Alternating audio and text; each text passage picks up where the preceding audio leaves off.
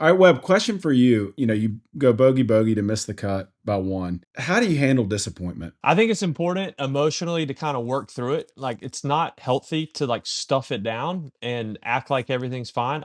And it's not healthy on the other end to get too emotional and let a fool gives full vent to his spirit is a proverb. We don't want to go that in either. So I think for me as a golfer, what's really helpful is Jonathan and I took 30 minutes about like I needed a few minutes to cool down. But when we got back to the house, we sat down, had about a 30-minute conversation of like, what did we do well? What did we not? What do I need to work on? And I feel like once I work through that, I feel like an exhale and I can go on with my life. So I do think there's a healthy element of looking at it straight on, honestly, eye to eye, identifying some markers that need to improve, but also don't beat ourselves up. Like, and he had to do this honestly in the moment. I didn't want to do it, but he's like, naming these things that were really good this week. In my head, I'm like, I hit it terrible. He's like, no, you actually hit really good, except for a couple of shots. And so I think as a Christian, the theological side of it comes in, and you have to trust that God is sovereign, that He's working, He's doing a work in you. A lot of times we can't see every detail, but God had something for me in Charlotte, I guess. And I get to come home to my family. And Hmm.